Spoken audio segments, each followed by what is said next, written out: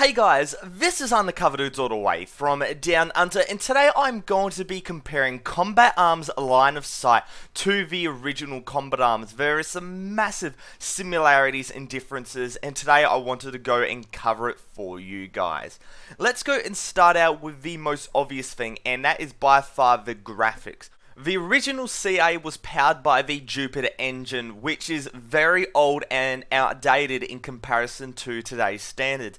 The graphics aren't really bad, they're just, not terribly good in comparison to the AAA standard that we know today. Now, Combat Arms Line of Sight, it is much more updated. It runs on the Unreal 3 engine. And a lot of people have gone and said that Line of Sight looks like Call of Duty. Well, Nexon is not going to try to go and revolutionize the world. They're not going to go and change a really good formula just for the sake of change. They're going to go and stick with what's good. Because making a follow-up to the original Combat Arms, it was going to be a really hard task. And Nexon knew that. There was such high standards for this game, for Combat Arms Line of Sight. I think Nexon minimizing the risk by using such a good graphics engine is absolutely fantastic. Provides great graphics, and leading on to my second topic, it provides really solid gameplay. How the characters move, how the guns work, it is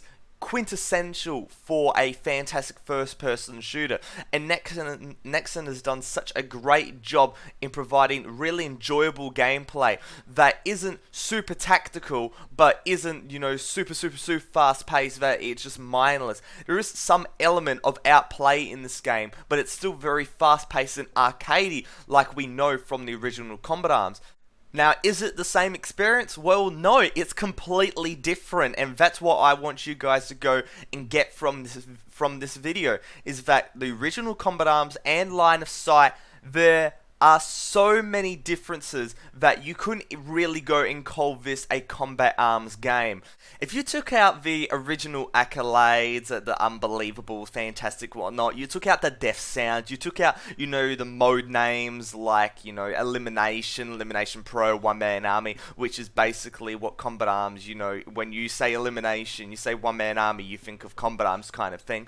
When you go and take that out of this game, the differences far outweigh the similarities. But saying that, they do have one similarity, not in terms of the actual game with the graphics and the weapons and whatnot. It's in terms of how the game is played, and the fast-paced nature is what I'm talking about.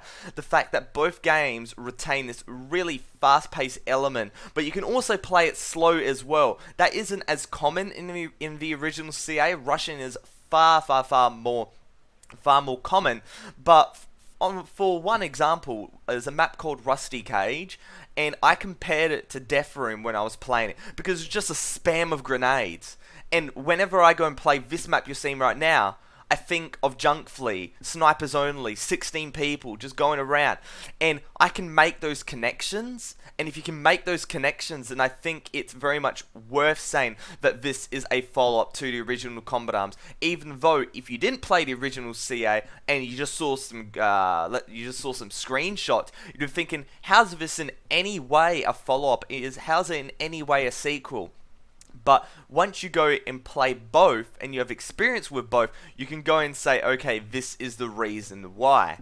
So with that tangent out of the way, let's go back to comparing some really important elements, some really important components. And one I'd like to go and touch on is the customization. Now, the customization in the original CA was lackluster, to say the least. It was due to limitations in the engine, of course. You could only put a suppressor on the weapon, and a scope, and extended mag, and that was it. But in Line of Sight, you can do so much more, and in my previous videos, I went on and talked about the customization. I showed a bit of video footage. It's the first impressions, by the way. I'll put a link in the description below. But with that, I went and showed you guys how you could put a completely different barrel, you could put different suppressors, you could put different scopes, you could put a sniper scope on an SMG if you really want to, you could change the type of ammo, you can do a lot of stuff, you can laser pointers, you can put flashlights, there's all these different type of stuff that you can go and chuck on your gun, and it really goes and enhances the type of MMO element. What I mean by that is when you play an MMO RPG, you want to become unique. You want to go and rock all this different type of gear, so when people see you, they think, okay, that's X user or whatever. Now, in Combat Arms Line of Sight, they've got this as well. You can go and customize your body in terms of what you're wearing. You can go and customize your gun. So you can have it that if you just use a gun so often and you have it just customized a certain way, that people can recognize X user is in this lobby. I'm playing with X user by simply the gun they have or what they're wearing, and that is really cool, and you don't see it in too many MMO FPSs very often. But the fact that Combat Arms Line of Sight does have this, I can really see it being a very big component. And especially if clan wars come back, and that's something that wasn't in the closed beta. Obviously, because it was a closed beta, everybody's just playing with, just playing by themselves and whatnot.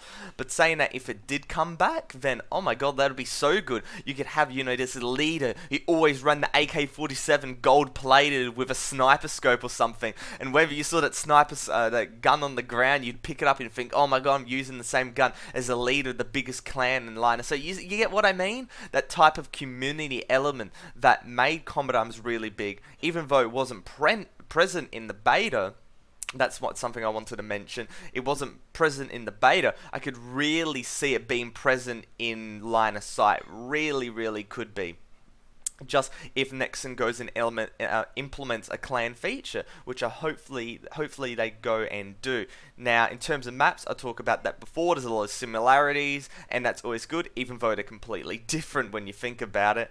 And modes, the only real different one is like domination and stuff. There is a couple new modes, but mostly it's sticking towards what Nexon has done really good, and that's absolutely fantastic. They've learnt from the past, and now they're implementing their feedback, implementing what they know into this new game, and that's absolutely fantastic. But other than that, Undercover Dudes, all the way from Down Under, out.